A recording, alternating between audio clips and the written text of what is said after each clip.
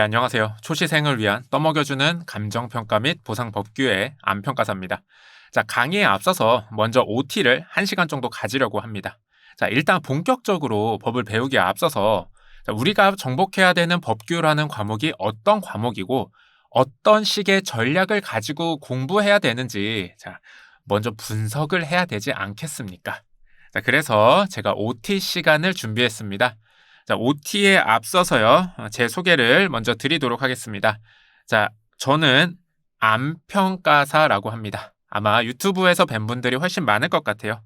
자, 저는 23기 감정평가사고요. 자, 올해로 11년 차 현업에 일을 하고 있습니다. 자, 아시는 분들은 아시겠지만요. 사실 저는 법을 전공하지 않았습니다.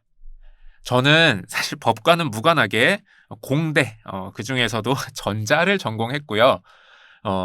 그러다 보니까 이 법을 전공하지 않으신 분들이 이 법규 강의를 처음 들었을 때 어떻게 느껴지는지 저는 아주 정확하게 알고 있습니다. 자, 그래서 제 강의는요, 비전공자로서 저와 같은 비법학도의 눈높이에 맞춘 그런 강의를 할 예정입니다. 근데 궁금하지 않으세요? 실무라는 과목도 있고 이론이라는 과목도 있는데 제가 왜 법규를 강의하게 됐는지. 자, 일단 오늘은 OT 시간이니까요. 제가 간단하게 제 공부 경험담을 좀 얘기해 드릴게요. 저는 공대를 졸업했잖아요. 그러니까 이제 제가 공부하는 스타일은요, 유제나 연습 문제가 있는 것처럼 문제풀이를 통해서 공부하는 과목들, 이런 거에 익숙해져 있었고 이런 공부를 되게 많이 해온 사람이었거든요. 근데 법규를 딱 공부하려고 보니까요, 책에 글밖에 없어요. 예제도 없고 연습 문제도 없더라고요. 그래서 이거 어떻게 공부해야 되지? 이게 진짜 막막하더라고요. 그리고 심지어 이제 그 당시에 되게 유명했던 법규 강사님들 강의 스타일이 어땠냐면요, 법을 꼼꼼하게 알기 쉽게 가르쳐 주시는 그런 강사님들은 계셨는데요. 내가 배운 내용, 그 이해한 내용을 어떻게 정리하고, 어떻게 외우고, 문제 풀 때는 어떤 식으로 생각해야 되는지. 그러니까 이 법의 내용을 이 학문적인 이해가 아니라요, 이 수험적으로 시험에 맞게 어떻게 배워야 되는지 가르쳐 주시는 분들이 없었어요. 그러다 보니까 이 배운 내용을 가지고 제가 알아서 공부를 해야 됐고, 하필이면 저는 공부 방법을 좀 잘못 잡게 되었습니다. 사실 이런 공부를 해본 적이 없다 보니까 어떻게 보면 필연적이었죠. 그래서 제가 2차 시험 보기 5개월 전까지, 그러니까 공부를 시작하고서요, 이 7개월간을요, 정말 열심히 공부했습니다. 근데 이 7개월이 지났는데도 제가 답안지 한 장을 못 쓰는 그런 상태였어요. 그러니까 공부 방향을 잘못 잡은 거죠. 근데 제가 이 공부를 하는 도중에는요, 이게 잘못 공부하고 있다는 걸 몰랐어요. 그냥 내가 아직 부족하기 때문에 더 열심히 해야 된다고만 생각을 했거든요. 그리고 나서 7개월쯤 지나니까 그때서야 알겠더라고요. 내가 공부 잘못했구나. 네. 자, 제가 이렇게 이제 공부 잘못했다는 걸 깨닫고 나서요, 그때 저랑 같이 공부하던 처음부터 법규를 되게 잘하던 형한테 저 한 번만 살려주세요 해가지고 이 형한테 법규를 계속 배웠습니다. 와, 진짜 이게 그때 마음으로는, 와, 망했다. 내가 이렇게 열심히 했는데 올해 시험 안 되겠다 하고 생각하면서 진짜 미친 듯이 공부했거든요. 그러고 나서 딱 2달 만에요. 제가 모의고사에서 시험지 20페이지를요, 다 채웠습니다. 옛날에 20페이지였어요. 지금은 16페이지입니다. 참고로. 자, 그러니까 저는요, 이 7달을 공부하고도 답안지 한 장도 못 쓰는 공부 방법도 해봤고요. 그리고 이 2달 만에 20페이지를 다 쓰는 공부 방법도 경험을 해본 거죠. 제가 이때 이 2달 동안 공부를 하면서 진짜 법규에 대해서 정말 많은 걸 느꼈어요. 그래서 제가 요때 얻게 된 법규에서 가장 중요한 것들, 가장 먼저 해야 되는 것들, 이런 것들을 알게 된 이 경험들을 다른 분들에게 나눠드리기 위해서 법규 강의를 하게 되었습니다. 네. 자, 이제 제가 얻은 이 노하우들, 이 법규에서 사실 되게 중요했었던 것들, 자, 이런 것들 제가 정확하게 다 전달해 드리도록 하겠습니다. 자, 그러면 제 노하우가 진짜 믿을 만한 거냐? 라고 하시는 분들이 있을 것 같아서 제가 잠깐 말씀드리면요. 제 교재로 3개월 공부하신 분이요. 59점까지 나왔었고요. 그리고 50점 초반 나오시는 분들은 수두룩합니다. 그리고 합격수기 보셔서 아시겠지만 저한테 차근차근 배우셨던 2년차 분들이요. 60점 넘으시는 분들도 많습니다. 자, 요런 것들을 보면요. 제가 가르치는 방법이 뭐 크게 잘못된 방법은 아닌 것 같다라고 생각을 하면서 여러분들한테 가르쳐 드리고 있습니다. 네. 자, 제 소개는요. 이 정도로 간단히 마치고요. 나머지는 이제 제가 수업하면서 조금씩 저에 대해서 알려드리도록 하겠습니다. 자, 그 다음으로요. 우리 시험 범위를 설명해 드리도록 하겠습니다. 자, 우리 시험의 공식 시험 범위는요. 이렇게 3가지 법입니다. 토지보상법, 부동산 공시법, 감정평가법 이렇게 있고요. 자, 이 밑에 제가 써드린 이거는요. 이 법들의 풀네임입니다. 근데 이제 이게 이름이 너무 길잖아요. 그래서 우리가 일상적으로 대화하기가 좀 힘들다 보니까 법제처에서 이 공식적인 약칭을 만들어 줬습니다. 그래서 앞으로 제가 수업할 때는요. 거의 다 요 약칭으로 부를 겁니다. 그리고 여러분들도 요 약칭을 쓰시면 됩니다. 네. 자, 우리 시험 범위는 요 3가지라 그랬는데요. 여러분들은 지금 스텝 1에 행정법이라는 과목을 배우고 계십니다. 시험 범위도 아닌 행정법을 왜 배울까요? 자, 왜냐면요. 지금 우리가 배워야 되는 이 3가지 법은요. 다 행정법이라는 카테고리에 포함되어 있는 법이라서 그래요. 그래서 우리가 이 3가지 법을 배울 때 이 법을 해석하는 방법, 그리고 이 법에 규정되어 있지 않는 부분을 처리하는 방법, 그리고 이 법과 관련해서 소송을 거는 방법, 자, 이런 것들이 다 이 행정법의 기본 원칙에 따라야 합니다. 그래서 우리가 이 법을 본격적으로 배우기에 앞서서 기본 원칙이 되는 요 행정법이라는 법을 먼저 배워야 되는 겁니다. 자, 그리고 나서 그 다음에 우리가 요 3가지 법을요, 본격적으로 배우게 됩니다. 그래서 이 행정법이라는 게요, 명시적인 시험 범위는 아니지만 행정법을 먼저 배워야 된다. 이렇게 생각하시면 되겠습니다.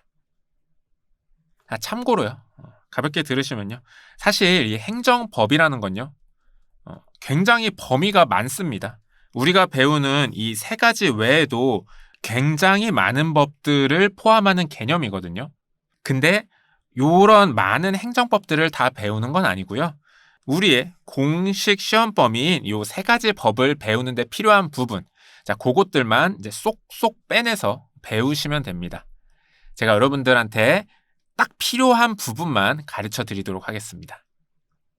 네. 자, 요렇게 우리가 지금 배우는 법규라는 과목이 어떻게 구성되어 있는지 설명을 마치도록 하겠습니다.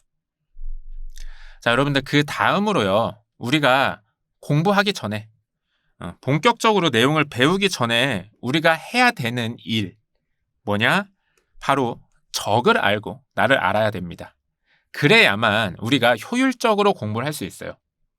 그래서 이 행정법이라는 이 과목의 문제는 도대체 어떻게 나오고, 그리고 이 문제를 풀기 위해서는 어떤 지식을 필요로 하고, 그리고 내가 어떤 능력을 가지고 있어야 행정법에서 고득점을 낼 수 있는지 한번 살펴보도록 하겠습니다. 자, 여러분들 수업 자료에 들어있는 유닛 OT-1번을 펼쳐주시면 좋을 것 같습니다. 자, 제가 지금 설명드리는 건요, 시험에 나오는 건 아닙니다. 그렇기 때문에 가볍게 들으시면서 그냥 끄덕끄덕, 그렇구나, 끄덕끄덕, 이렇게 부담 없이 들어주시면 되겠습니다. 자, 먼저 우리가 행정법을 배운다는 게 무엇이냐? 행정법. 여러분, 우리 행정법을 아직 배우지는 않았겠지만 이 행정법이라는 게 있겠죠? 근데 이 행정법이라는 건요, 어떤 특정한 법이 있는 건 아니에요. 자, 뭐냐면요, 행정법에 속하는 법에는요, 행정기본법이라는 것도 있고요, 행정소송법이라는 것도 있고요, 행정대집행법이라는 것도 있고요. 그 외에 이 행정과 관련된 법들이 굉장히 많습니다. 자, 우리가 행정법이라고 얘기하는 개념은요, 이렇게 행정과 관련된 여러 가지 법들을 다 싸잡아서 표현하는 의미예요. 아, 그렇구나. 행정법이라는 게 따로 있는 건 아니고 그냥 여러 가지 행정에 관련된 법들을 싸잡아서 표현하는 거구나. 이렇게 일단 가볍게 한번 들어두시고 넘어가 봅시다. 자, 우리 그 다음으로요, 행정법을 배운다는 건 뭘까요? 자, 이렇게 다양한 법들이 있는데요, 이 법마다 이 법을 검색해서 보시면은 법조문들이 있겠죠. 1조 뭐 어떻게 해라, 2조 어떻게 해라, 이렇게 법조문들이 있겠죠. 자, 그래서 우리 간단히 생각해 보면요, 우리가 행정법을 배운다라는 건요, 이렇게 각각의 행정과 관련된 법들의 법조문에서 각각 어떤 내용들을 규정하고 있는지, 법조문에서 이건 해라, 이건 하지 마라, 이렇게 해라, 이런 것들을 하나하나씩 배운다고 생각하시면 됩니다. 물론 이렇게 법조문만 배우면요, 그나마 굉장히 쉬울 겁니다. 근데요, 현실적인 문제가 좀 있습니다. 뭐냐면은 이 법의 문구, 이 문장들을 해석하는데 교수님마다 의견이 갈리는 경우가 굉장히 많습니다. 생각보다요, 이 법조문을 해석하는데 의견이 되게 많이 갈려요. 여러분들 언뜻 생각해 보시면, 야, 법조문 해석하는데 그렇게 의견이 갈릴 게 많아? 라고 생각하실 수 있는데요, 제가 그냥 장난 삼아서 굉장히 간단한 법조문 같이 생긴 문장을 하나 보여드려 보겠습니다. 자, 대한민국 남자들은 국방의 의무를 진다. 자, 이런 규정은 없습니다. 그냥 제가 예시를 드는 거예요. 자, 여러분, 이런 간단한 문장만 해도요, 사실은 이 해석의 여지가 굉장히 많습니다. 자, 한번 그냥 보세요. 남자, 잠깐만, 성 전환한 사람은 어떡하지? 법적으로 주민등록번호가 1이나 3이면 남자인가? 아니면 생물학적으로 염색체가 XX면 남자인가? 아니면 어떤 그 물리적인 신체적 차이가 있으면 남자인가? 자, 이런 것처럼요, 간단한 문장에도 해석이 갈릴 여지가 굉장히 많습니다. 뭐 예를 들면은 뭐 이렇게 물리적으로는 여잔데 법적으로 남자면 어떻게 할 건데? 이런 거죠. 네. 그래서 이렇게 간단한 문장도 해석의 여지가 많은데 이 더 복잡한 법조문들은요, 해석의 여지가 많겠죠. 그래서 여러분들은요, 이 법조문들을 배울 때요, 딱 법조문만 배우는 건 아니고요, 이 법조문들에 대해서 이 법조문을 해석하는 교수님들의 의견도 같이 배워야 됩니다. 해석하는 교수님의 의견. 자, 그래서요, 이 법조문에 대해서 A로 해석하는 교수님의 의견도 배워야 되고요, B라고 해석하시는 교수님 의견도 배워야 되고요, C라고 해석하는 교수님 의견도 배워야 됩니다. 자, 이런 거를, 이 의견을 우리가 학설이라고 하거든요. 안타깝지만 다 외워야 됩니다. 그리고 이렇게 교수님의 의견뿐만 아니라요, 또 판례, 이 법원에서는 실제로 이 조문을 어떻게 해석하고 있는지를 배웁니다. 자, 이렇게 두 단계를 거쳐서요, 이 어떤 법조문에 대해서 다양한 의견을 살펴보는 거예요. 그리고 나서요, 이제 최종적으로 내가 지금 여러 가지 교수님들의 의견을 살펴봤고, 그리고 판례의 의견까지 살펴봤는데 내 생각에는 이게 맞는 것 같아 하고 나의 최종 결론을 냅니다. 자, 요 최종 결론 요것도 외우시는 거예요. 그렇습니다. 즉 우리가 행정법을 공부한다라고 하면요, 법조문은 기본적으로 공부하셔야 되는 겁니다. 그리고 나서 이거를 교수님이 어떻게 해석하시는지 각각의 의견들을 살펴보고요. 그리고 실제로 법원에서는 어떻게 해석하고 있는지를 보고요.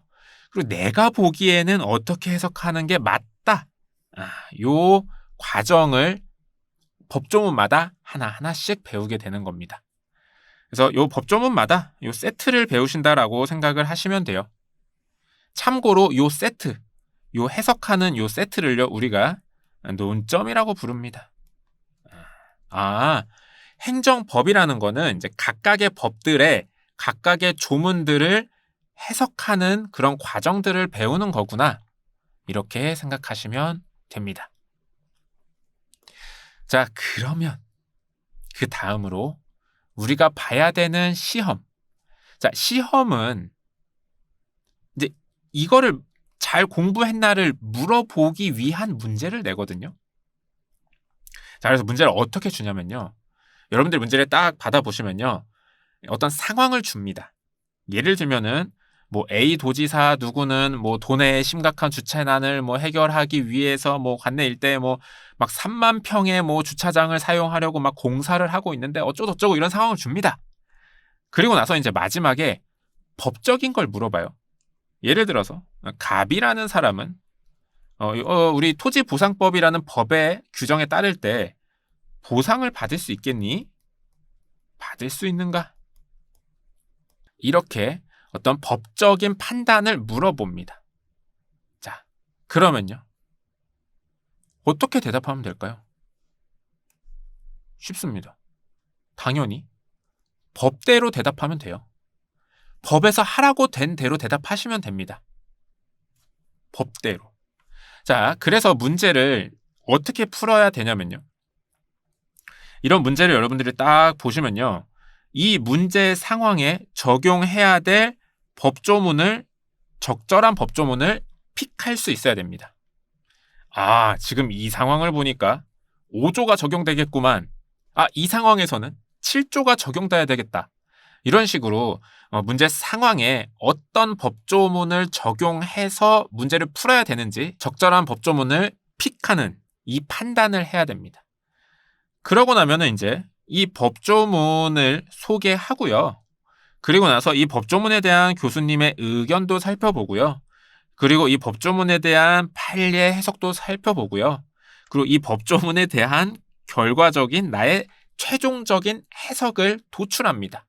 자, 이렇게 함으로써 우리가 이 문제 상황에 적용돼야 되는 이 법조문을요, 정확하게 해석해냅니다. 자, 그래서 내가 해석해낸 이 법조문의 내용을 바탕으로 물음에 답하는 겁니다. 내가 이 상황에 이 법조문을 적용할 건데 이 법조문은 사실 이런 뜻이란다. 그래서 이 법조문을 내가 이 상황에 적용해 보니까 갑은 보상을 받는다. 받아. 이렇게 대답을 하면 끝나는 겁니다. 네. 자, 정리를 좀 해보면요.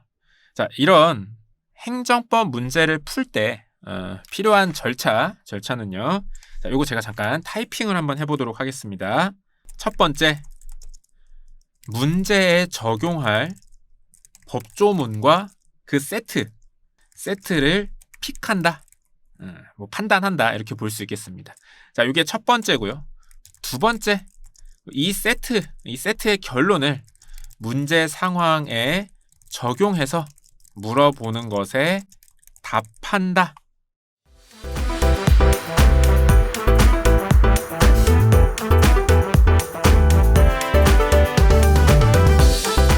네, 이 단계를 거쳐서 행정법 문제를 풀게 됩니다. 자, 그러면요. 우리가 이제 지금 한 게 뭐냐면요. 우리는 이 문제를 푸는 프로세스를 분석한 겁니다.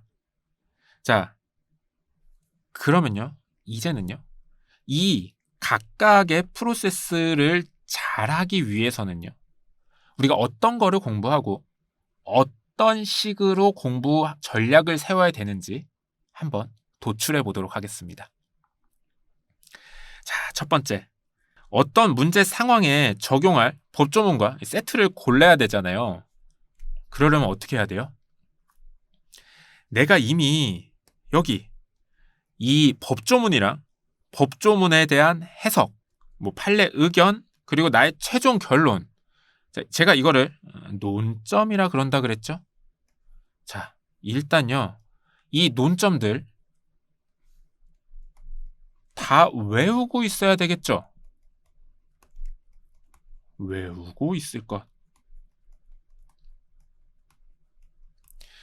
아니, 그래야지 이제 어떤 문제 상황이 딱 발생했을 때 이 논점을 써야 되나? 이 논점을 써야 되나? 얘를 써야 되나? 이렇게 내가 골라낼 수 있잖아요. 그쵸? 그래서 여러분이 해야 될 가장 첫 번째 일은 뭐냐면요. 논점을 다 외우고 있어야 한다. 그러니까 언제 어떤 문제 상황에서 이 적절한 논점들을 픽할 수 있도록 내가 머릿속에 일단 다 가지고 있어야 돼요. 자, 그리고 나서 두 번째. 일단 이렇게 다 외우고 있는 것들 중에서 제가 방금 말씀드린 것처럼 문제 상황에 적용할 적절한 논점, 법조문 세트죠. 이 논점을 꺼낼 줄 알아야 된다. 픽할 수 있어야 된다. 우리가 행정법에서 공부를 해야 되는 전략은요. 이게 답니다. 사실 요거 이제 두 번째는요. 요거는 그렇게 어려운 단계는 아니에요. 자, 그래서 우리가 행정법에서 공부를 할 때 핵심이 되는 우리가 포커싱을 맞춰서 전략적으로 달성해야 되는 것은 바로 요 두 가지 포인트입니다. 저는 요거를요. 퍼즐 조각으로 비유를 많이 하거든요. 좀 들어보신 분들도 있을 텐데요. 문제가 예를 들면 어떤 문제가 이 퍼즐 조각을 되게 잘 맞추면은 이제 정답인 그런 게 있다라고 해봅시다.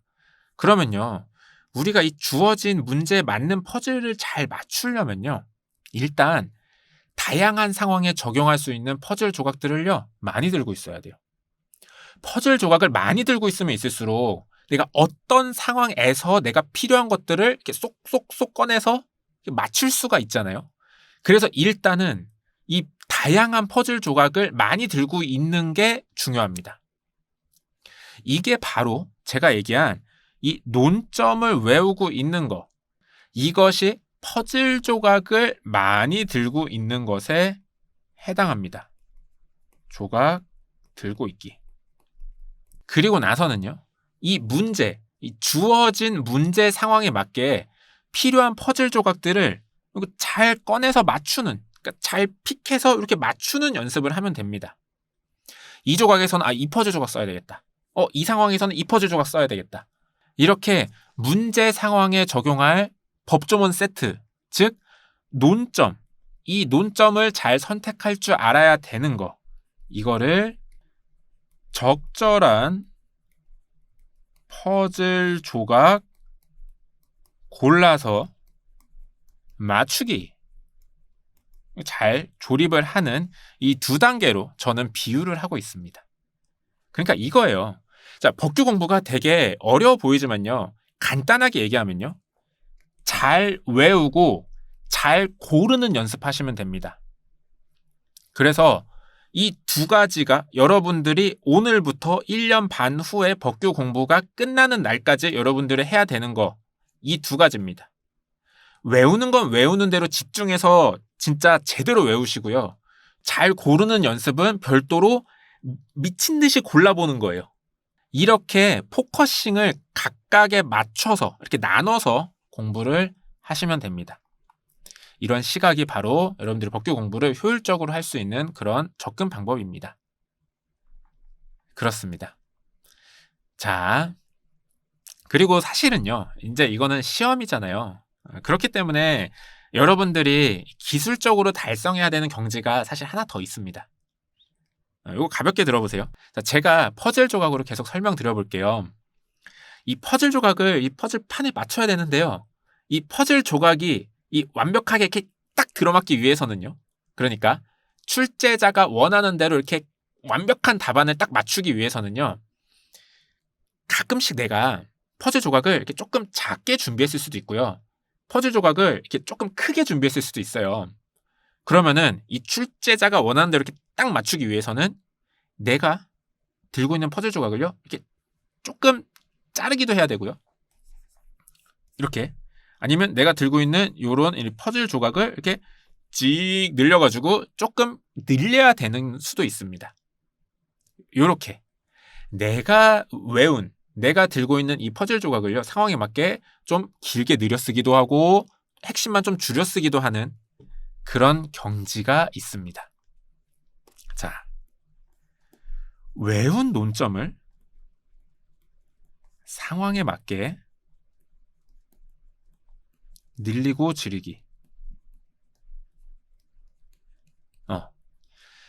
자, 요거는요, 이제 우리가 사실 정해진 시간에 쓸 수 있는 분량이 정해져 있잖아요. 어차피 시간은 100분이라는 한정된 시간이 있고, 우리의 글씨 쓰는 속도는 어느 정도 정해져 있기 때문에 무조건 많이 쓸 수가 없어요. 그래서 필요하면은 핵심만 좀 줄여서 쓰기도 하고, 좀 강조해야 될 거는 늘려서 쓰기도 하고, 이런 게 기술적으로 필요하다는 얘기입니다. 그래서 이 정도 단계까지 올라서는 거, 자, 요게 마지막 3단계로 볼 수 있습니다. 참고로 말씀드리면요. 요게 이제 어떻게 보면 궁극의 경지인데요. 요거를 잘하려고 하잖아요. 그러면은 일단 내가 이 모든 논점들을요, 거의 완벽하게 외우고 있어야 돼요. 그러니까 내가 이렇게 조금 늘리거나 내가 조금 줄이는 이 판단을 하려면요. 내가 지금 외운 거는 이만큼이니까 얘를 이렇게 줄이고, 내가 지금 외운 거 요 정도니까 여기를 이렇게 늘렸어야겠다. 자, 이렇게 하려면요. 내가 외우고 있는 게 머릿속에 그려질 정도로 외우고 계셔야 돼요. 그래서 이 늘리고 줄이는 건요. 사실상 거의 뭐 암기가 다 끝나고 나서 내가 암기한 거를 가지고 노는 그런 궁극의 경지에 해당합니다. 그렇습니다. 좀 어려워 보이시나요? 걱정하지 마세요. 자, 2단계까지 못 가고 합격합니다. 그러니까 열심히 하다가 2단계 이제 한참 연습할 때쯤 되면 이미 여러분의 합격 권해는 다다르게 됩니다. 그러니까 이거 내가 어떻게 하지? 이렇게 걱정하실 필요는 없습니다. 자, 어쨌든 제가 설명한 요 단계 있잖아요. 요게 제가 생각하는 법규 공부의 큰 틀입니다. 큰 체계입니다. 물론 이제 이렇게 공부를 접근하는 게 다른 강사님들이랑 조금 다르긴 하거든요. 근데 이게 제가 직접 경험하고 깨달은 건요. 이게 가장 효율적인 공부 방법은 맞습니다. 네. 이렇게 해서요. 우리가 법규라는 과목, 요거 어떻게 접근해야 되는지 설명 마치도록 하겠습니다. 제가 방금 설명드린 부분 교재 잠깐 구경해 보면요. 제가 여러분들한테 논점이 뭔지 설명드렸죠. 논점이란 어떤 법조문과 그 법조문에 대한 교수님의 해석, 그리고 판례 해석, 그리고 나의 결론, 이거를 잘 모아놓은 하나의 세트라고 말씀을 드렸습니다. 그래서 어떤 문제 상황이 이렇게 주어지잖아요. 그럼 여러분들은 이 논점 박스, 이 논점 세트를 머릿속에 일단 뭘 쓸지를 떠올리셔야 되는 거예요. 그래서 그거를 이제 얘를 써야겠다라고 머릿속에 떠올리시고요. 이 논점 박스의 내용을 문제 상황에 잘 적용해서 이렇게 답을 도출하시면 됩니다. 그래서요, 여러분들이 어떻게 공부해야 되냐면요. 자, 논점. 일단 많이 외워야 됩니다. 내가 이제 쓸 수 있는 카드, 그러니까 내가 쓸 수 있는 퍼즐을 많이 가지고 있어야 돼요. 그래서 일단은 암기는 암기대로 열심히 해야 됩니다. 자, 그리고 나서 이제는 문제를 많이 풀면서요. 이 문제에 맞는 퍼즐 조각, 즉 이 문제에 맞는 논점을 픽하는, 선택하고 그리고 얘를 조금 늘리고 조금 줄이는 그런 훈련들을 하나씩 차근차근 해 나가시면요. 어렵지 않게 법규를 정복하실 수 있습니다. 참고로 저는요. 이 문제를 푸는 거 굉장히 효율적인 방법으로 문제를 풀도록 알려드릴 거예요. 왜냐면요. 우리가 문제를 푸는 훈련을 하는 목표는요. 이 어떤 논점을 픽하는 훈련을 하는 거예요. 여기서는. 그리고 얘를 줄이고 늘리는 훈련을 하는 겁니다. 그거에만 포커싱을 맞춰서요. 문제를 풀면 문제 푸는데 시간이 굉장히 안 걸리고요. 그러다 보면요. 굉장히 많은 문제를 풀 수 있습니다. 자, 요거는 제가 차차 알려드릴 겁니다. 그렇습니다. 참고로 요 3단계는요. 아직 여러분들이 보기에는 조금 어려운 내용이기 때문에요. 3단계는 지금은 안 보셔도 됩니다. 자, 그러면요. 우리 아까 하던 걸로 다시 돌아가 보도록 하겠습니다. 자, 우리는 결과적으로 요렇게 공부를 해 나가는 로드맵을 가지고 법규를 정복할 거다 말씀드렸습니다. 자, 이번에는요. 제가 요것들, 요 3단계를 하기 위해서 커리큘럼을 어떻게 짜놨는지 간단하게 설명해 드리도록 하겠습니다. 자, 일단 스텝 1과 스텝 2 있잖아요. 자, 스텝 1과 스텝 2는요. 논점을 외우는 단계입니다. 그래서 이 행정법과 우리 진짜 시험 범위인 그 세 개의 법들, 요 기본 이론을 배우면서요. 저랑 같이 암기를 하실 겁니다. 그래서 일단 요 논점들을 외우는 작업을 같이 할 거고요. 그리고 나서 이 스텝 3에서는요. 스텝 1, 2에서 외운 논점들을요. 문제 상황에 잘 픽하는, 문제에 맞는 퍼즐 조각을 고르는 요 연습을 아주 많은 문제를 가지고 집중적으로 훈련할 겁니다. 자, 그리고 나서 스텝 4에서는요. 지금까지 여러분들이 이 스텝 1, 2, 3에서 공부한 거를 바탕으로 이 퍼즐 조각을 줄이고 늘리고 내가 배운 내용을 조그맣게 줄였을 수도 있고 아니면 좀 크게 늘렸을 수도 있고 이렇게 자유자재로 가지고 노는 연습을 할 겁니다. 그래서 이게 스텝 4에서 우리가 달성할 겁니다. 자, 그래서 여러분들이 저랑 같이 이렇게 스텝 1, 2, 3, 4 잘 따라오시면요. 제가 그려드린 요 로드맵에 맞춰서 논점도 암기가 잘 될 거고요. 그리고 그 논점들을 적용하는 거, 그리고 그거를 이제 문제 상황에 맞게 늘리고 줄이고 자유자재로 가지고 노는 것까지 완전하게 훈련을 하실 수 있습니다. 그렇습니다. 자, 이게 일단은 제 강의의 기본적인 커리큘럼입니다. 자, 이렇게 해서요. 기본적인 커리큘럼에 대한 설명까지 한번 자연스럽게 해봤습니다. 자, 그리고 제 커리큘럼에 대해서 제가 한 가지 또 특별한 점을 말씀드릴 부분이 있는데요. 제 커리큘럼은요. 조금 특별한 점이 있습니다. 자, 여기에도 제가 공부하면서 느꼈던 그런 노하우가 들어있는 포인트인데요. 제가 생각하는 이 공부 방법론 얘기 먼저 해드리고요. 그리고 그거를 이제 커리큘럼에 어떻게 녹여냈는지 설명을 해드려 보겠습니다. 자, 여러분. 일단 공부라는 건요. 이론을 배워야 되겠죠. 이론을 배우고요. 그리고 문제풀이 하는 걸 배웁니다. 우리 시험은 이제 주관식이니까 답안 작성이라고 볼 수도 있습니다.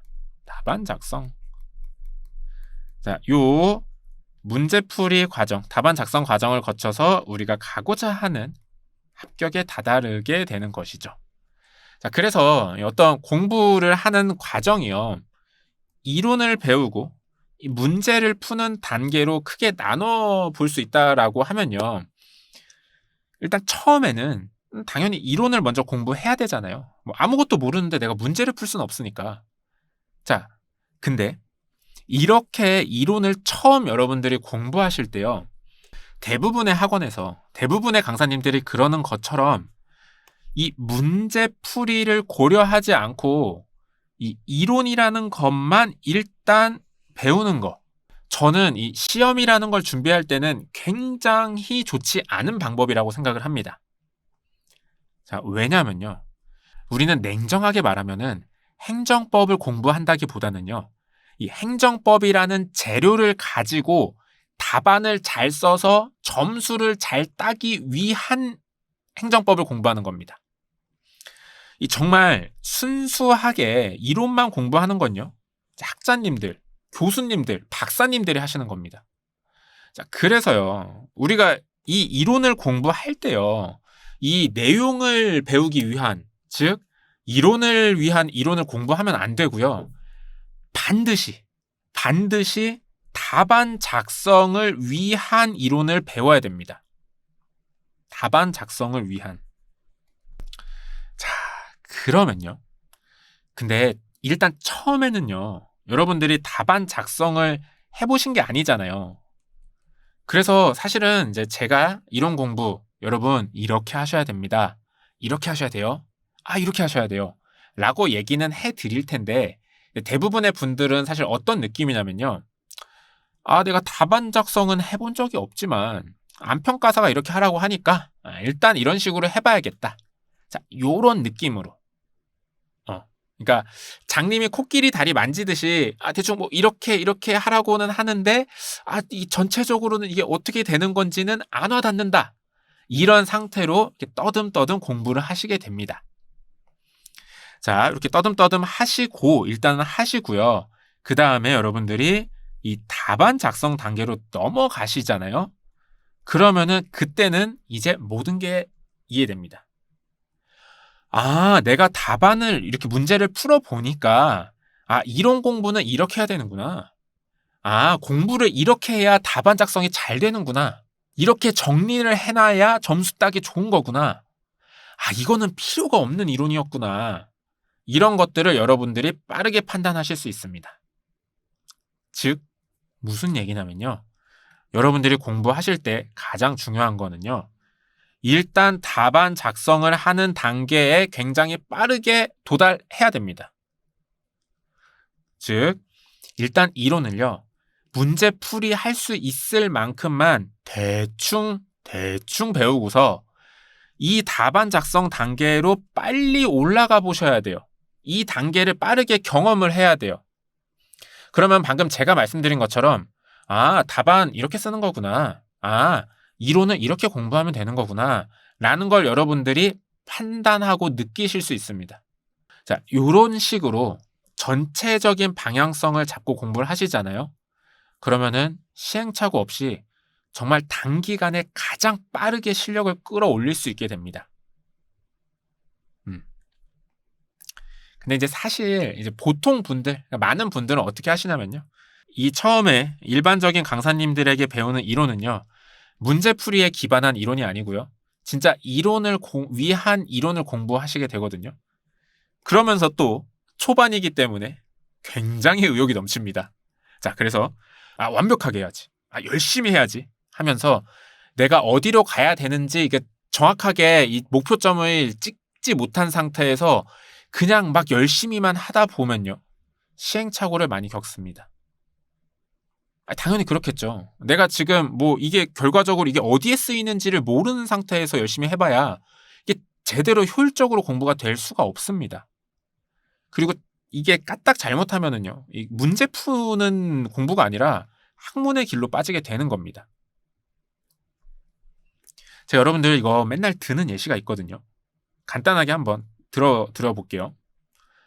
여러분들 건물을 지을 때요. 그러니까 시험 합격을 위한 건물을 짓는다라고 쳐봅시다. 자, 그럼 처음에 막 이론부터 완벽하게, 즉 건물을 지을 때 이렇게 털을 파야 되잖아요. 땅이 있는데 이렇게 털을 이렇게 완벽하게 이렇게 딱 각 잡아서 이렇게 콘크리트 이렇게 부어가지고 딱 파고, 그 다음에 이제 기둥도 이렇게 완벽하게 이렇게 딱 단단하게 해가지고 이렇게 멋있는 기둥도 이렇게 하나 만들어 놓고, 자, 이런 식으로 공부하는 게 아니에요. 그러니까 우리는 지금 예술 작품을 만드는 게 아니라 빨리 합격을 하기 위한 공부를 하는 거잖아요.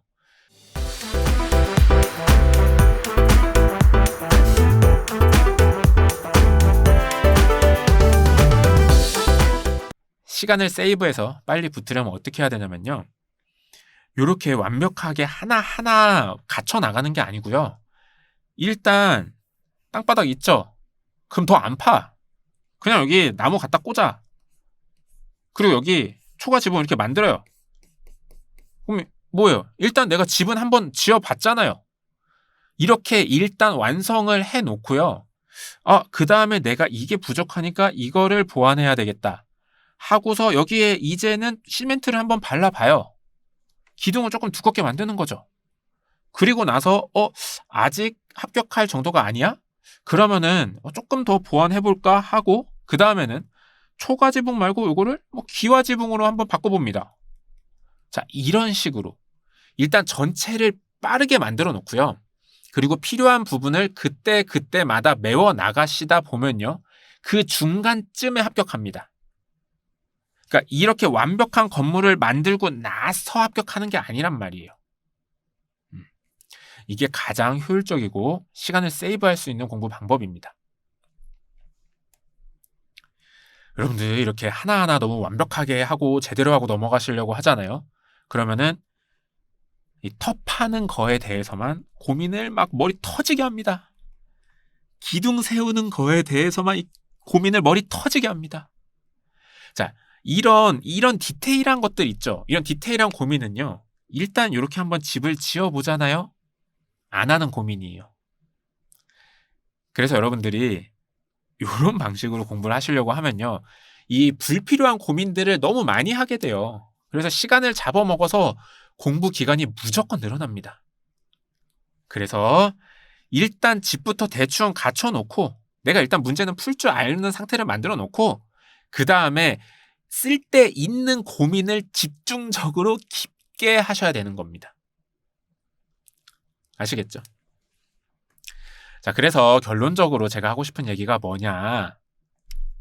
자, 제 철학은요. 이론을 꼼꼼하고 완벽하게 쌓아 나가서 공부를 하는 게 아니라요. 일단 이론을요. 뼈대만 빨리빨리 세워서 이 문제풀이 단계까지 일단 빨리 갑니다. 그래서 여러분들이 이 문제 푸는 걸 한번 빨리 접해 보셔야 돼요. 그러면 여러분들은 이제는 뭘 알 수 있다? 이거는 문제 푸는데 필요 없는 이론이네. 문제 풀려면 이거는 되게 정확하게 알아야 되네. 이거를 여러분들이 몸으로 느끼셔야 됩니다. 그리고 나서 이론을 다시 돌아와서 필요한 이론들을 메워 나가시는 겁니다. 그리고 다시 문제풀이로 갔다 또 필요한 것들을 메우고 이런 식으로 이론 공부와 문제풀이가요. 시실과 날실처럼 이렇게 서로 영향을 주면서 실력이 늘어가는 겁니다. 아시겠죠? 자, 요게 제 공부 방법의 또 다른 큰 특징입니다.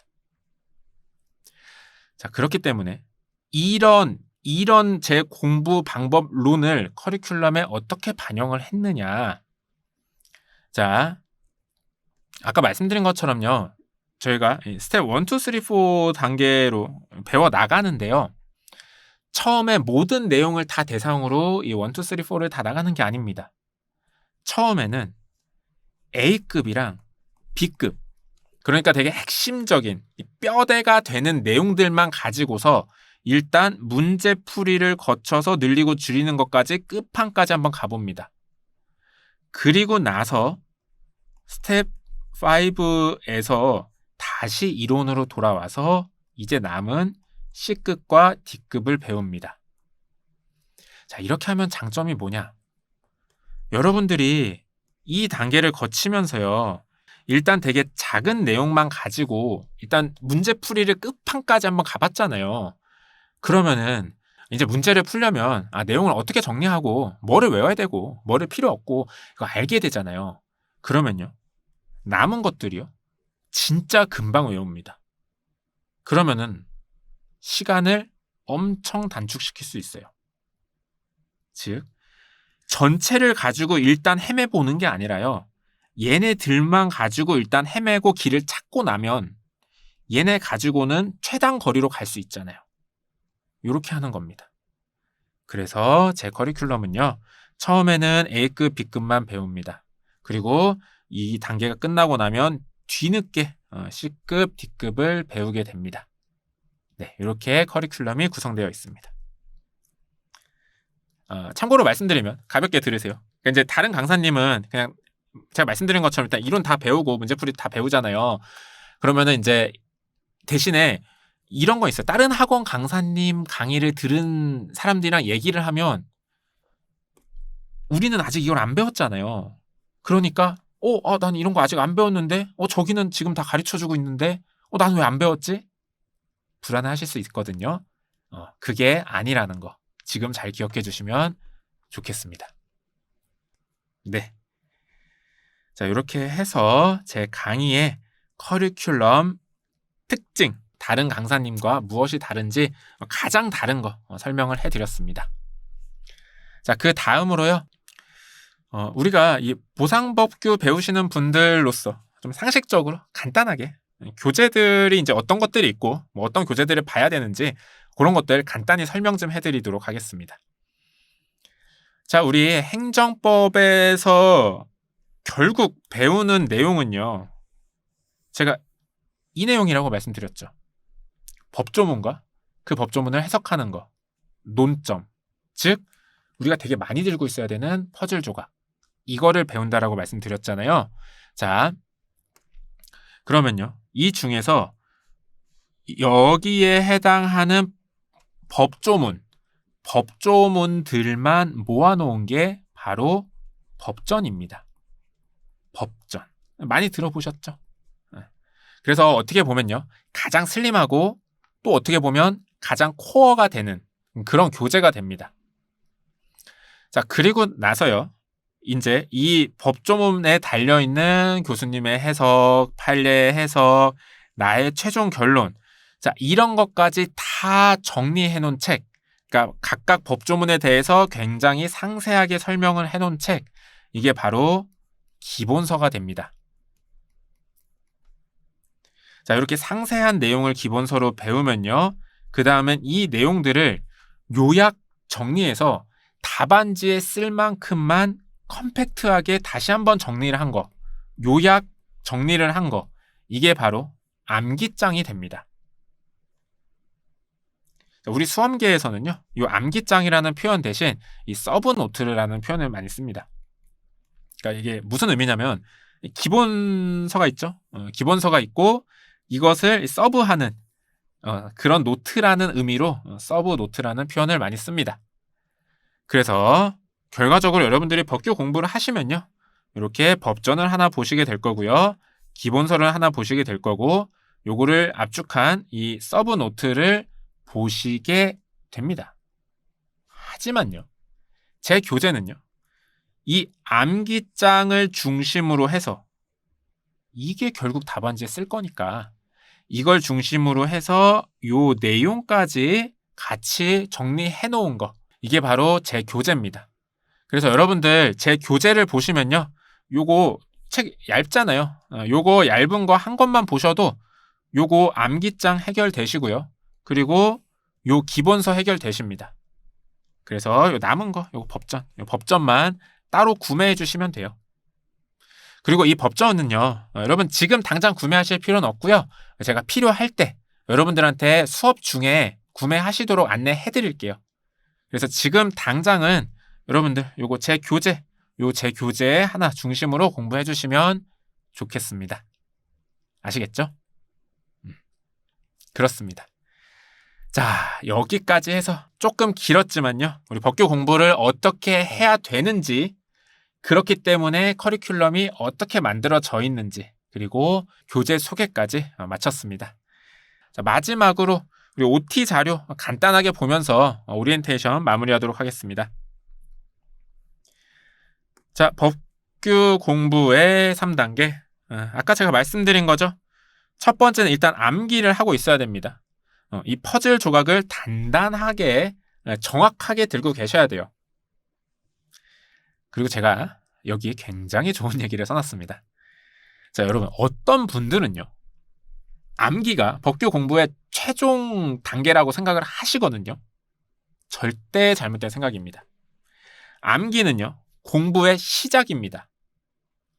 일단 내가 암기가 되어 있어야지 지금 문제를 보고 이 카드를 쓸지 저 카드를 쓸지 얘를 늘렸을지 얘를 줄였을지 이런 본격적인 법규 공부를 할 수 있게 되는 거예요. 그래서 여러분들 반드시 꼭 착각하시면 안 되는 게요. 암기가 최종 단계가 아닙니다. 암기를 하고 나면 그때부터 본격적인 법규 공부가 시작된다라고 생각을 하셔야 됩니다. 아시겠죠? 그래서 일단 먼저 암기를 해주셔야 됩니다. 그렇습니다. 자, 그 다음으로는요. 아까 제가 말씀드린 이 문제에 맞는 퍼즐 조각을 고르고 끼워 넣는 연습. 문제에 적합한 이 퍼즐 조각, 논점 박스를 픽할 수 있고, 그리고 그것을 이제 배치하는 훈련, 어떻게 끼우는지, 자, 요거를 하실 수 있어야 됩니다. 자, 그리고 나서 마지막으로 배점 조절. 자, 요거는 용어는 제가 다음에 설명드리겠습니다. 요거는 아까 제가 말씀드린 이 늘리고 줄이고 내가 외운 내용을 필요에 따라서 이렇게 늘리고 줄이고 자유자재로 가지고 놀 수 있어야 된다는 의미입니다. 네, 그래서 요렇게 3가지 단계를 거쳐서 여러분들이 공부를 학습하시게 됩니다. 그리고 나서 이제 A, B급으로 요걸 한번 하고 나면요, 다시 이론으로 돌아와서 C급과 D급을 공부하게 된다. 요렇게 커리큘럼이 짜여져 있습니다. 아시겠죠? 자, 그리고 이 커리큘럼별 학습 목표는요, 한번 쭉 읽어보세요.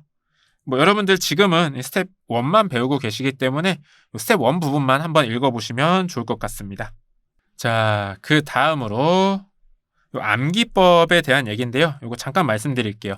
암기장의 선택이라는 내용이 있는데요. 자, 간단한 내용이에요. 자, 일단 제 수업을 들으시는 분들은요, 그냥 다 제가 만든 서브를 외워서 공부를 하실 거예요. 근데 가끔 이제 다른 학원들의 합격 수기를 보면요, 그 암기장을 직접 만들라고 하시는 분들이 계시거든요. 근데 저는 그냥 제가 만든 서브 외우세요 라고 말씀을 드리죠.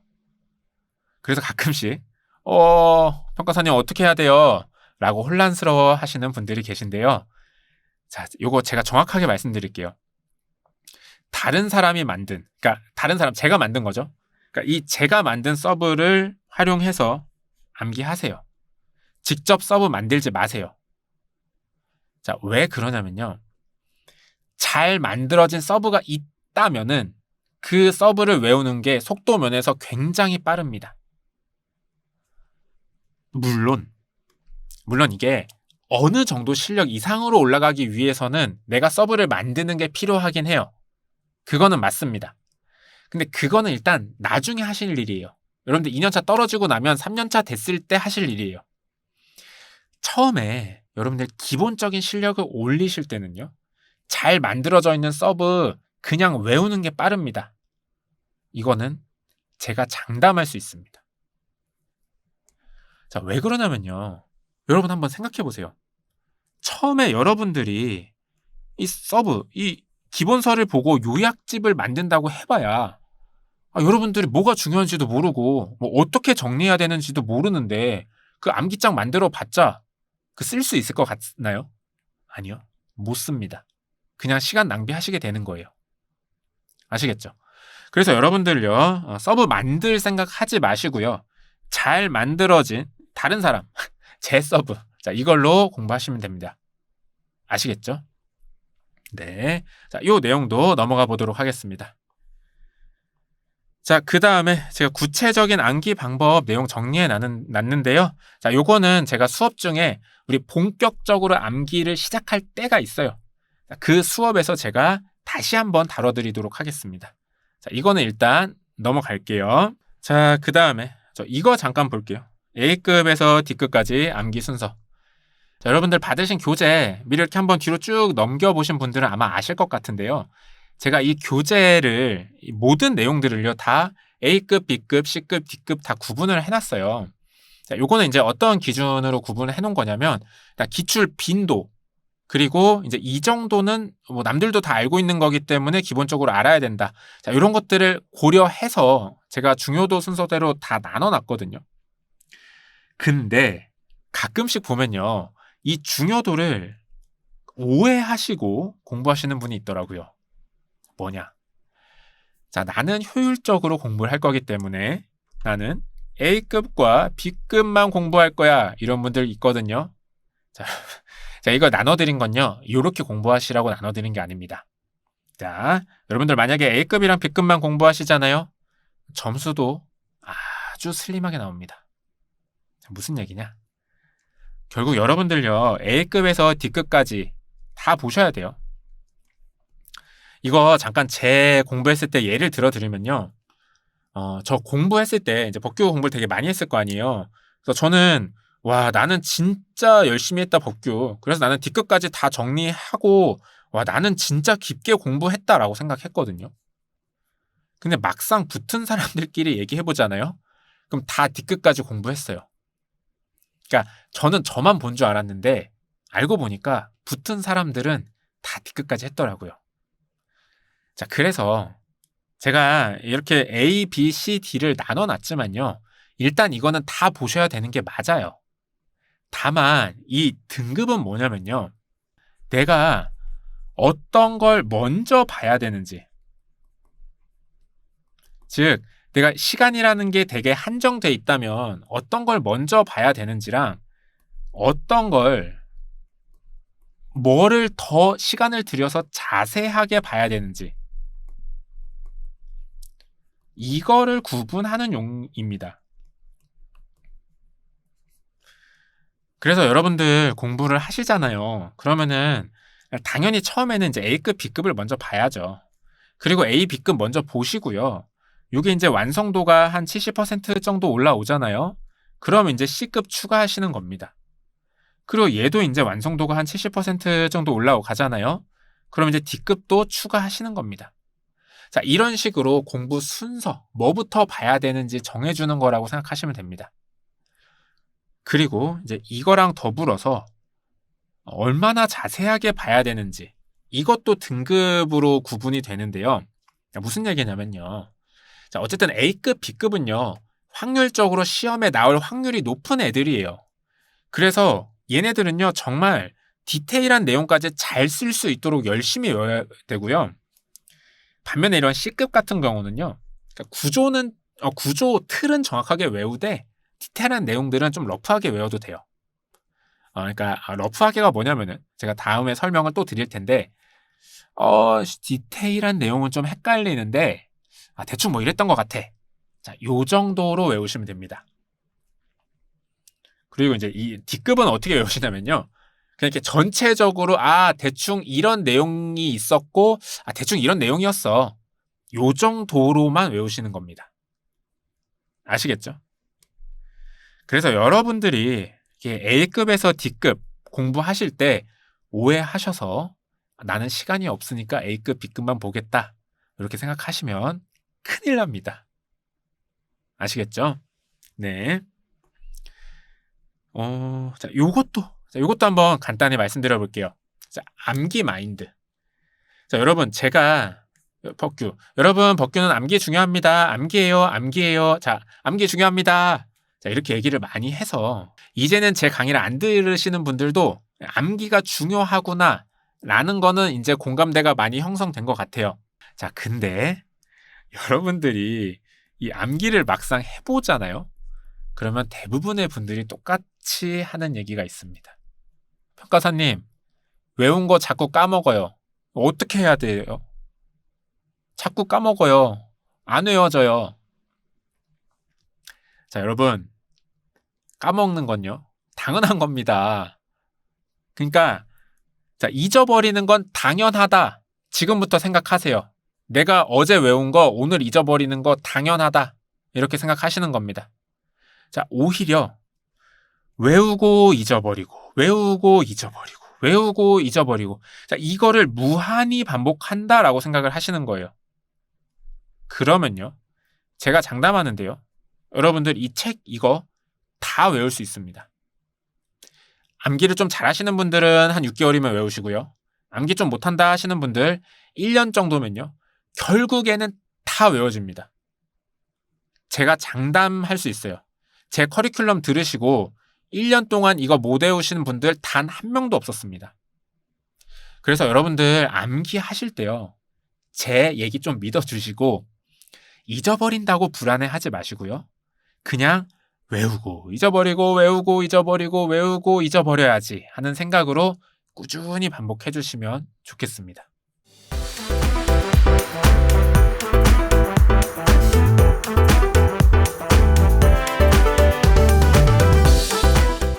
제가 요거랑 관련해서 맨날 들어드리는 비유가 있거든요. 제가 한번 소개해 보겠습니다. 자, 여러분, 암기라는 건요, 저는 이것과 똑같은 작업이라고 생각합니다. 자, 뭐냐? 금속판이 있습니다. 금속판. 자, 이 금속판에요, 어떤 되게 이렇게 가느다란 철사 같은 거, 혹은 뭐 나무젓가락 이런 것도 좋아요. 그러니까 되게 얇고 힘이 없는 뭐 이 철사 같은 걸 들고서 이 금속판에 깊게 새기는 작업이라고 생각을 합니다. 자, 무슨 얘기냐? 자, 가지고 한번 그었습니다. 이 패이겠어요? 아니죠. 기스는 조금 날 수는 있겠죠. 자, 근데 기스 난 자리에요, 또 긋습니다. 또 긋고요. 또 그어요. 한 100번쯤 그으면요, 패이겠죠. 새겨지는 겁니다. 자, 암기는 이렇게 하는 겁니다. 한 번, 두 번, 세 번 안 패입니다. 아시겠죠? 자, 이거 굉장히 좋은 비유니까 여러분들 꼭 기억해 주시면 좋을 것 같아요. 자, 그리고 비유가 하나 더 있거든요. 뭐냐면요, 여러분들 자꾸 잊어버리시잖아요. 그거를 우리 수험계에서는 어떻게 얘기를 하냐면요, 이 밑이 깨진 이 독, 항아리에 밑 빠진 독에 물 붓는다라는 표현을 씁니다. 그러니까 제가 이 앞에 들어드린 예시처럼요, 여러분들이 이렇게 뭐 강하게 새겨놨으면 안 잊어버리냐? 그건 또 아니에요. 계속 조금씩 잊어버립니다. 즉 무슨 얘기냐면, 여기에 내가 물을 들이부어도 기본적으로는요, 여기 밑에 독이 깨졌기 때문에 물이 계속 빠져나가요. 계속 잊어버려요. 그래서 어떻게 해야 된다? 물을 붓는 거를 계속 반복을 해서요, 이 빠지는 거, 이 잊어버리는 물의 양보다 더 빠르게 물을 채워 넣는다고 생각을 하시는 거예요. 그러니까 이 잊어버리는 건 계속 잊어버리고 있지만요, 내가 잊어버리는 것보다 더 많이 반복을 하고 더 빠른 속도로 이 물을 채우면요, 결국은 물이 차오르겠죠. 그래서 꽉 찬다라는 겁니다. 여러분들 처음에 법규 암기하시잖아요. 그럼 머릿속에 쏟아붓는 양이 되게 작을 거예요. 여러분들 일단 익숙하지도 않고 힘도 없잖아요. 그러면은 처음에 물 부어봤자 다 빠져나갑니다. 근데 여러분들이 계속 반복해서 물을 쏟아붓다 보면요, 점점 힘도 좋아지고요, 한 번에 부을 수 있는 물의 양도 많아집니다. 그러면은 그게 어느 순간 여러분들이 힘이 좋아져가지고 이 빠져나가는 물보다 더 많은 물을 부을 수 있게 되는 순간, 그때부터는요, 순식간에 항아리에 물이 찹니다. 아시겠죠? 자, 이 두 가지 예시가 여러분들에게 주는 교훈은 뭐다? 암기는 잊어버리고 외우고, 아니죠, 외우고 잊어버리고의 무한한 반복이다. 묵묵한 반복이다. 그래서 여러분은요, 이 암기하실 때 첫 술에 배부르려고 하지 마시고요, 꾸준하게 반복하시면요, 다 외울 수 있습니다. 그리고 제가 알려드리는 방식이나 제 교재 내용들을 봤을 때 1년 동안 못 외우시는 분들 아무도 없었거든요. 그래서 여러분들 저 믿고 차근차근 같이 하나씩 스텝 꾸준하게 지치지 않고 따라오시면요, 여러분들 진짜 다 외우실 수 있습니다. 아시겠죠? 그렇습니다. 자, 그 다음에 또 넘어가면요, 암기 계획의 수립 이거 있는데요. 자, 요거는 제가 본격적으로 암기해야 될 때, 그때 수업 중에 말씀드리도록 하겠습니다. 자, 그 다음에 요것도 말씀드려야지. 자, 교재에 이제 각 세션들, 제가 교재를 몇 가지 세션으로 나눠놨어요. 뭐 이렇게 메인 내용들도 있고요. 그리고 이렇게 참고라고 이름 붙인 것도 있고요. 읽을 거리라고 이름 붙인 것도 있고, 또 뭐 깊게 공부하기라고 이름 붙은 거, 아니면은 뭐 여기 밑에 이렇게 박스 팁, 자, 요런 것들이 있습니다. 그리고 이제 요게 이제 본문이 되겠죠. 자, 제가 이런 식으로 교재의 모든 내용을 세션을 나눠 놨거든요. 자, 요거를 여러분들이 어떻게 생각하시고 어떻게 정리를 하셔야 되는지 설명을 드리도록 하겠습니다. 일단 메인 내용. 자, 요거는 메인이잖아요. 자, 요거는 답안지에 그대로 들어가는 내용입니다. 그래서 요거는 여러분들이 암기를 해주셔야 돼요. 이 외에 다른 것들은요, 암기할 필요 없습니다. 자, 유닛 제목 아래에 이 박스 팁, 이게 네모 박스가 있거든요. 자, 그거는요, 반복해서 읽기만 하시면 됩니다. 대신 여러분들 읽으실 때요, 이해하시면서 읽어야 돼요. 그러니까 읽으면서 끄덕끄덕 하면서 맞지 그래 이렇게 돼야지 맞아 하면서 읽으셔야 돼요. 근데 읽다가 잠깐만 이거 왜 이렇지? 하면은 그때는 이제 질문해서 해결하시면 되겠습니다. 자, 이런 식으로 반복해서 읽으시면 되고요. 참고 요것도 마찬가지로 이해하면서 읽으시면 됩니다. 그리고 이 깊게 공부하기라는 거 있는데요. 자, 요거는 그 옆에다가 제가 요거는 C급에 해당하는 내용입니다. 요거는 D급에 해당하는 내용입니다. 이렇게 중요도 표시를 따로 해놨어요. 그래서 이 중요도에 맞춰서 여러분들 공부하시면 되는 거고요. 그 다음에 읽을 거리. 자, 이거는 그냥 진짜 읽고 까먹으시면 돼요. 그냥 진짜 읽고 넘어가세요. 이런 의미로 넣어둔 거니까 가볍게 읽고 넘어가시면 됩니다. 끄덕끄덕 하실 필요도 없고요. 읽히시면 읽으시고 안 읽히면 넘어가시고 이렇게 부담 없이 읽으시면 되겠습니다. 그렇습니다. 이렇게 세션들 내용 볼 때 한번 참고하시면 좋을 것 같습니다. 그리고 나머지는 한번 가볍게 읽어보시고요. 법전 같은 경우도 여러분들 지금 시작부터 법전을 보시는 건 아니거든요. 그래서 뭐 지금 좀 이해는 안 가실 수도 있는데 가볍게 한번 읽어보시면 되겠습니다. 자, 이렇게 해서요. 제가 여러분들한테 이제 본격적으로 공부를 시작하기 전에 좀 미리 주의사항과 여러분들이 가지셔야 되는 마인드셋, 이 법규라는 과목을 바라보는 시각, 이런 것들을 다 설명을 해드렸습니다. 그 다음에 제가 또 마지막으로 개인적인 잔소리 2가지만 해드리고요. OT 시간 마무리하도록 하겠습니다. 자, 여러분, 이 공부라는 건요, 이제 결국은 이제 이해를 하고요. 그리고 이제 이해한 거를 바탕으로 암기를 해야 되죠. 암기를 해야 이제 답안 쓸 수 있으니까. 그러니까 이거를 이제 아웃 이렇게 끄집어내. 내가 암기한 거를 이렇게 내서 답안을 작성하는 이런 단계라고 생각을 할 수 있어요. 그래서 여러분들이 이제 뭐 정석적으로, 그러니까 일반적으로 공부를 하시면요, 일단 그 내용을 충분히 이해하시고요. 그리고 그 이해한 거를 바탕으로 암기를 하시고요. 그리고 이거를 바탕으로 이제 답안지를 써보는, 퍼즐 조각을 맞춰보는 연습을 하시게 됩니다. 그리고 이때요, 시험의 당락을 가르는 단계는요, 2단계입니다. 암기한 거를 어떻게 논리적으로 배치를 할 건지, 어떤 거를 부각시키고 어떤 거를 간단하게 쓸 건지, 이 단계에서 당락이 결정됩니다. 자, 여기서 첫 번째 잔소리 들어갑니다. 자, 여러분, 행정법은요, 되게 어려운 과목이에요. 그러니까 법 중에서도요, 뭐 법도 여러 가지 있잖아요. 민법, 상법, 형사법 뭐 이런 법들 많잖아요. 그런 법들 중에서도 행정법은 진짜 어렵다고 꼽히는 법입니다. 전공으로 몇 년씩 공부를 해야 되는 과목이에요. 근데 여러분들요, 행정법 끼케야 얼마나 공부할까요? 1년 공부할 것 같아요? 아니죠. 1년 동안 3과목 공부해야 되죠. 자, 4개월 공부합니다.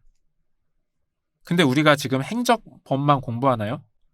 법 3개, 우리 진짜 시험 범위인 법 3개도 공부해야 되죠.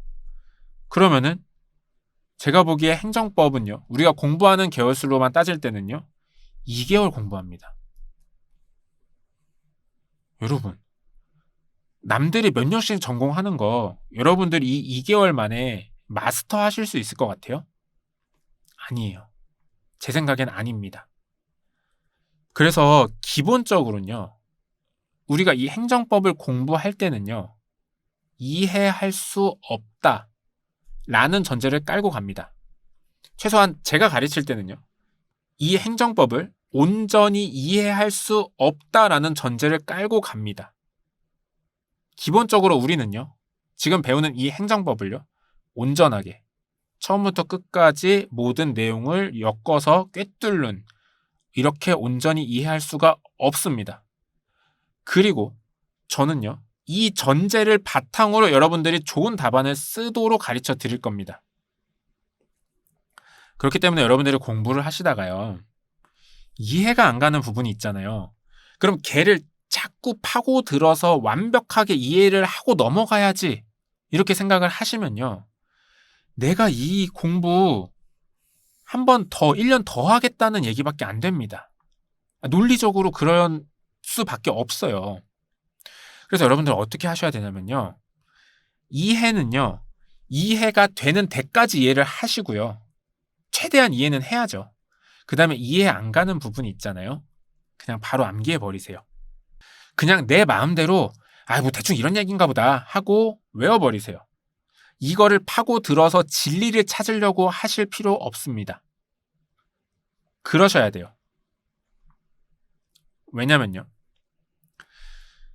기간적인 문제도 있거니와 시험의 당락을 가르는 단계가 어디라고요? 여기에요. 지금 여기 이 출발선에서 뭐 지지고 볶고 할 수 있는 시간이 없어요. 여러분들 생각해 보시면요. 이해하고 암기하나 그냥 암기하나 어차피 암기는 한 거잖아요. 그럼 이렇게 일단 암기를 해놓고요. 그리고 나서 이 당락을 가르는 이 포인트에서 치열하게 파고 들어서 경쟁을 해야 되는 거예요. 여기가 본 전투장이에요, 여러분. 아시겠죠? 그래서 이 단계는요. 이해하는 데까지 이해하고 이해 안 가는 거는 빨리빨리 외워버려야 돼요. 자, 제가 여기서 드리는 첫 번째 잔소리의 핵심. 암기 중심의 공부를 해라. 자, 다만 여러분 여기서 오해하시면 안 됩니다. 자, 뭐냐면요. 암기 중심의 공부를 해야 된다고 말씀드렸잖아요. 여러분, 암기를 가장 잘하는 방법은요. 이해하는 겁니다. 그래서 여러분들이 암기하실 때 제가 그냥 무식하게 외우세요. 이렇게 말씀드리는 게 아니에요. 여러분들이 암기를 잘 하시려면 최대한 많이 이해해야 돼요. 대신에 여러분들이 암기하는 데 필요한 만큼 최대한 이해를 하고 나서 그 다음에 이해가 안 가는 건요. 그냥 닥치고 암기하자. 이렇게 가야 된다라는 겁니다. 다만 다행인 건요. 여러분 제가 있지 않습니까? 이 공부 방법대로 여러분들을 안내해드리는 제가 있잖아요. 그래서 여러분들 최대한 이해하는 데까지 이해하시고요. 이해 안 가시는 부분은요. 고민하지 마세요. 그냥 저한테 바로 질문하고 답변 듣고 그렇구나. 오케이. 하고 바로 암기를 하시는 데 시간을 쓰셔야 된다라는 거예요.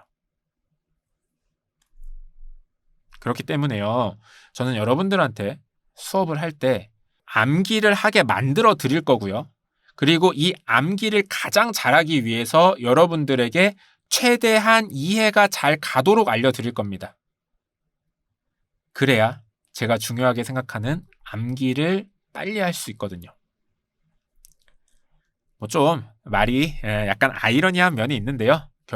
결론은 궁극적으로 여러분들 이 암기, 내가 가야 할 곳은 암기다. 이해는 이 암기를 위한 도구다. 이렇게 보시면 됩니다.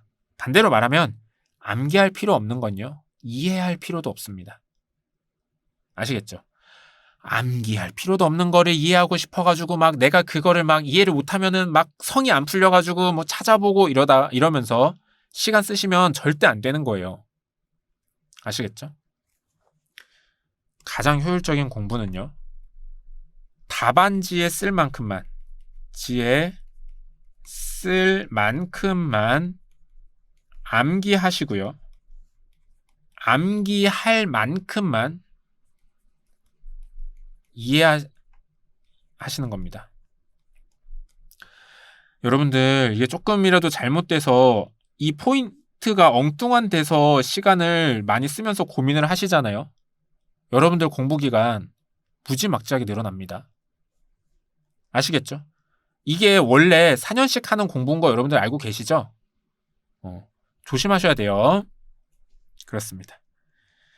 자, 그 다음에 두 번째 잔소리. 진짜 잔소리입니다, 이거는. 자, 여러분들 제가 여러분들 머릿속에 내용들은 다 때려 넣어 드릴 수 있습니다. 제가 자신 있어요. 진짜 그 누구보다 저보다 더 쉽게 이해 잘 가게 가르치는 사람 있으면은 나오라고 할 수 있을 정도로 저는 정말 쉽게 가르쳐 드립니다. 하지만요. 이거를 끄집어내는 훈련을 하는 건요. 여러분들이 스스로 해주셔야 돼요. 이거는 제가 해드릴 수가 없어요. 그래서 여러분들 공부하실 때요. 제가 내드리는 숙제 있죠. 이 숙제들이 여러분들이 이 끄집어내는 훈련을 하시는데 가장 효율적으로 하실 수 있도록 설계해둔 숙제들이거든요. 이 숙제는 잘 해주셔야 됩니다. 이거는 제가 대신 해드릴 수가 없잖아요. 이거는 뭐 떠먹여 드려도 삼키는 건 여러분이 하셔야 되잖아요. 아시겠죠? 여러분들 숙제 꼭 잘 해주시면 좋겠습니다. 이렇게 숙제 잘 하시면요. 여러분들 법규 무조건 고득점 나옵니다. 제가 장담할 수 있습니다. 절대 법규 때문에 떨어졌다는 소리 절대 안 듣게 할 수 있습니다. 아시겠죠? 네, 이렇게까지 잔소리 해봤습니다. 네, 조금 길어졌는데요. 제가 사실 여러분들한테 진짜 말씀드리고 싶은 포인트들, 조심해야 되는 것들, 여러분들이 흔히 하는 실수들 정말 많이 얘기해드리고 싶은데요. 어쨌든 시간의 제약이 있으니까 오늘은 여기까지 하고요. 그리고 나머지 내용들은 제가 수업 시간 전에 틈틈이 반복해서 계속 말씀드리도록 하겠습니다. 저와 함께 법규를 같이 정복해 보도록 합시다. 긴 시간 오리엔테이션 들어주셔서 감사했고요. 자, 다음 시간부터 본격적인 수업 진도 나가보도록 하겠습니다.